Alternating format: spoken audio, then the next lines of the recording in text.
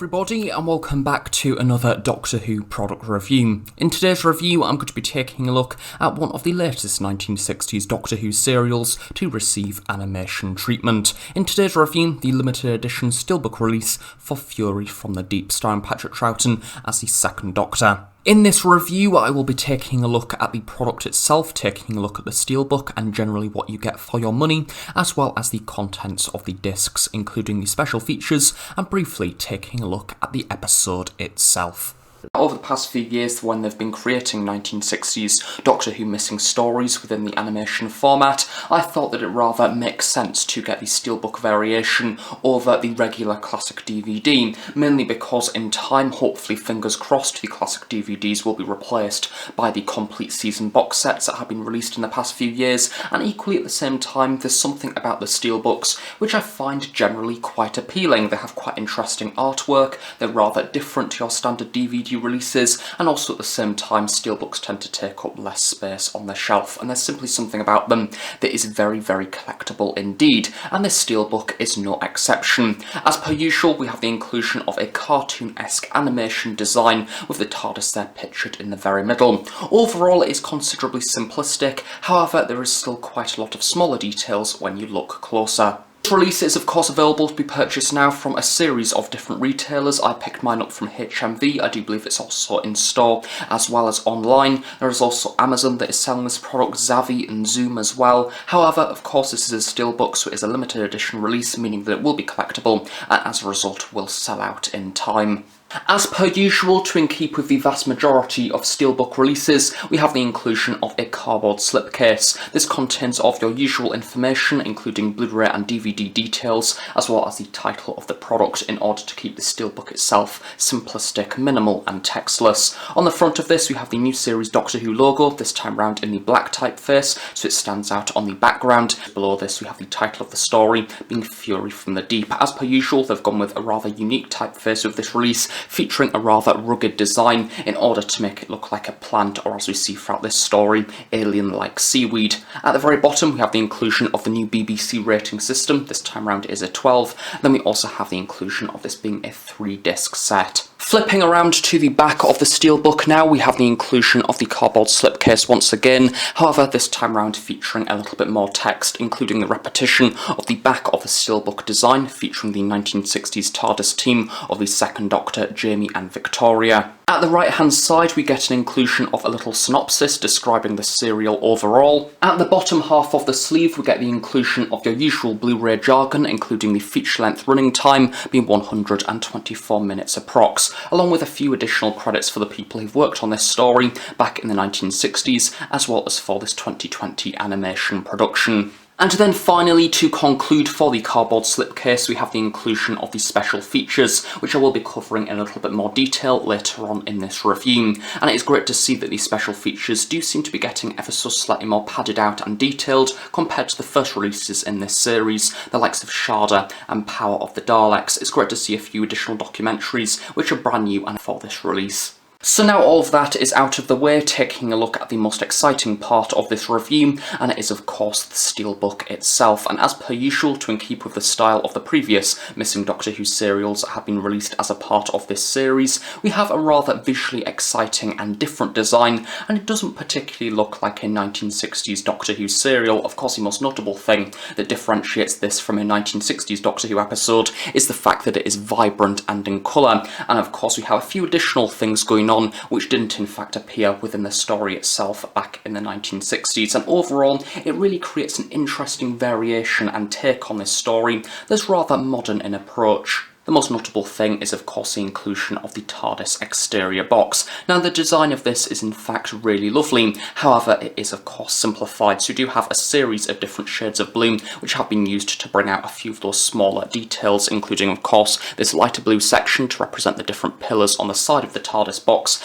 as well as a few darker shades of blue to represent each individual panel running up the sides of the TARDIS. Now what I absolutely love about this is, although it is simplified, we do also have some rather minor details which only sad Doctor Who fans like ourselves noticed, the likes of somebody back in the day when this episode was produced, in fact accidentally putting the doors the wrong way around on the TARDIS, and as a result this has been recreated on this artwork, which is a really lovely touch. Another nice detail is of course the difference between the police public call box signage there. On the front we have a white background on black text, and then of course on the opposite side we have the more standard black background with the white text. Again, a nice difference which sets this TARDIS apart from the other TARDIS exterior boxes. Again, the fact that this is a steelbook means that some of those lighter colours, the likes of the police public call box signage, the lantern and the windows, means that it has a lovely shimmery effect over the top to make it stand out further. Then of course the most notable thing with this is we also have the tentacles running around the side of the TARDIS. Again, this didn't actually happen within the story itself, however it makes for a really cool design. Equally, I love the inclusion of the foam there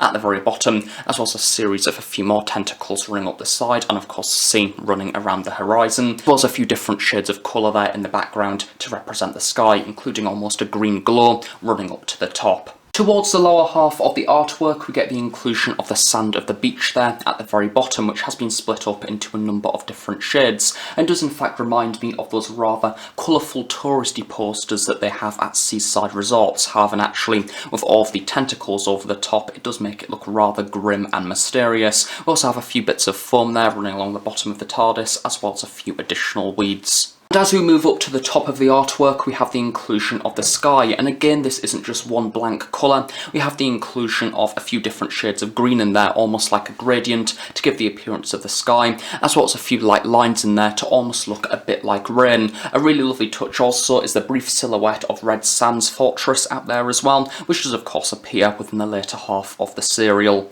As we move around to the back of the cover art, I do believe from what I can recall, with the exception of Sharda, this is the first time that the Doctor and his companions have appeared on the front of a classic series 1960s steelbook in the entirety of this animation series, and even though the design is rather simple, you can definitely tell who the characters are meant to be. Of course you've got the unmistakable kilt of Jamie McCrimmon, as well as the rather stylish black dress that Victoria wears throughout this story. You have the same style that was used on the front of the steelbook, with the inclusion of a little bit of foam running around the bottom, as well as the different gradients of the sand, and then of course towards the horizon we have all of this dramatic stuff going on. Again, we have the inclusion of the sea using the different shades of blue and green, and we have the helicopter trying to sway in between the different seaweed tentacles that were from the later half of this serial. Again, this is something that didn't appear within the initial production, however this did feature within the 2020 animation because they thought it would be a rather exciting thing to have the seaweed tentacles reaching out of the ocean trying to grab the helicopter, just to make the scene look a little bit more dramatic. And of course that is something that's possible to do within animation, and ever so slightly difficult on a 1960s Doctor Who budget. And finally, for the front cover artwork, we do of course have the inclusion of the Doctor Who and BBC logos on the spine. This time round it has been printed in a black typeface, so it stands out a little bit more on the slightly lighter coloured backdrop compared to some of the previous releases. Although this isn't consistent with some of the other steelbooks that have came out, I can kind of see why they've done this, so you can actually read the text.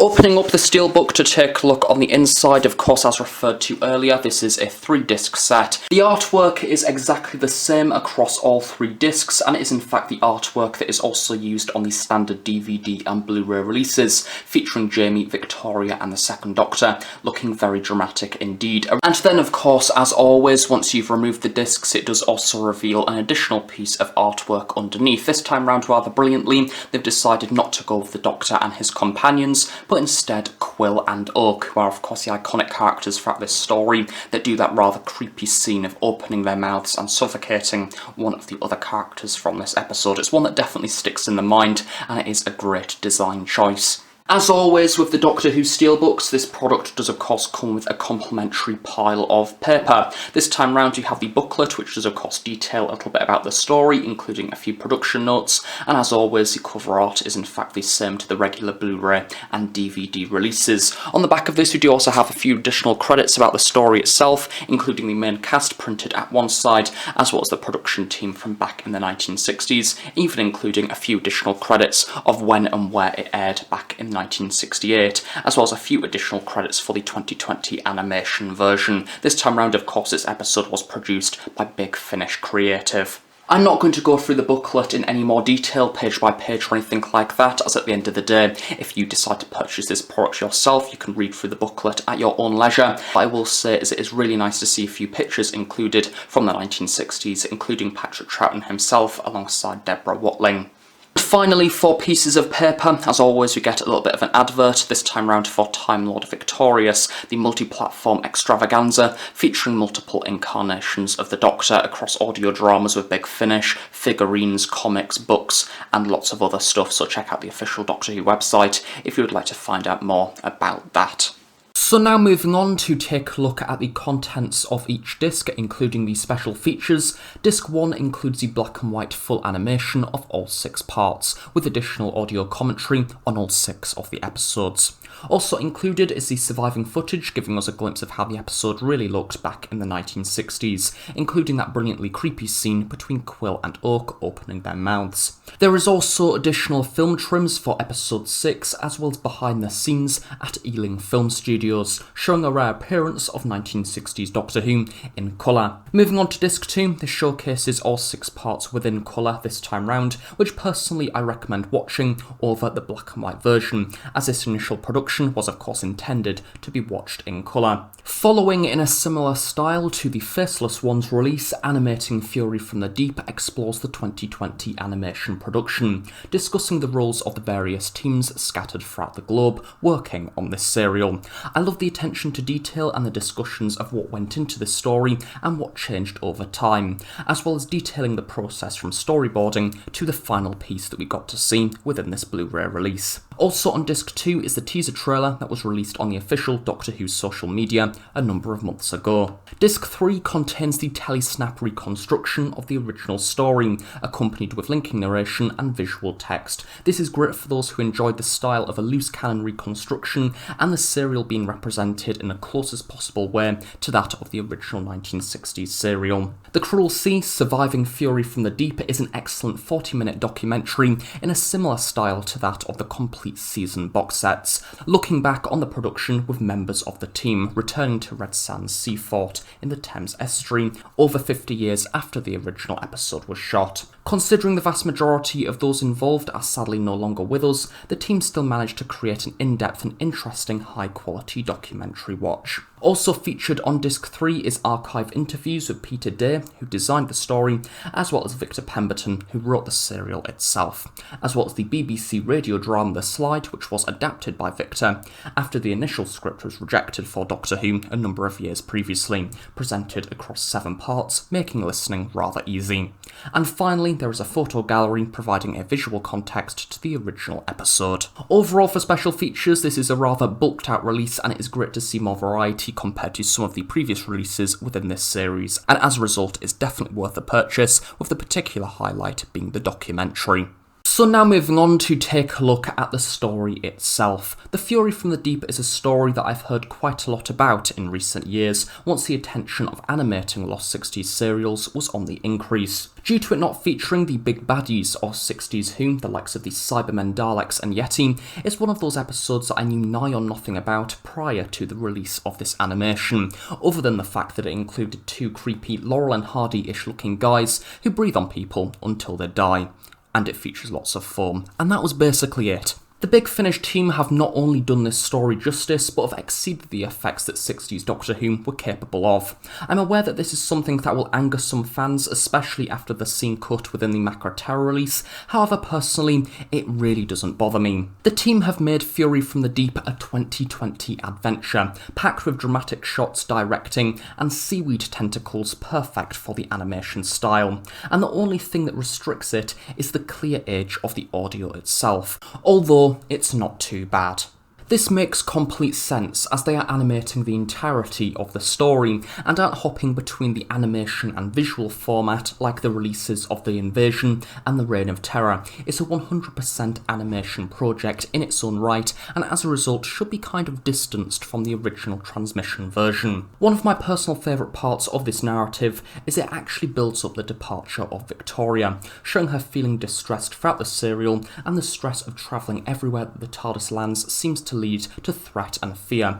This is a refreshing change, as the vast majority of companion departures within classic series Doctor Who seem to be tacked onto the end of a rather seemingly normal serial. The TARDIS team as a whole throughout this story is very enjoyable, and I love the relationship between them all, in particular the second Doctor and Jamie. The location of Red Sands and the gas rig also made for an interesting backdrop, hopping between land and on the rigs, with the seaweed gradually taking over through infiltrating the pipeline. Seriously, you could probably make a drinking game out of how many times pipeline is referred to throughout this story, and if you'd taken a shot every single time, you'd probably end up in A&E. Admittedly, it's not the most dramatic Doctor Who story, and in parts it can be quite a slow burner, much like the vast majority of 60s Who, but that said, it works in the story's benefit, allowing to flesh out the characters and make the seaweed actually seem threatening. Again, this is completely benefited by the inspired CGI, making the seaweed creatures in the zombie form look a lot more impressive. It makes a Fury from the Deep a worthy threat for the Doctor to face.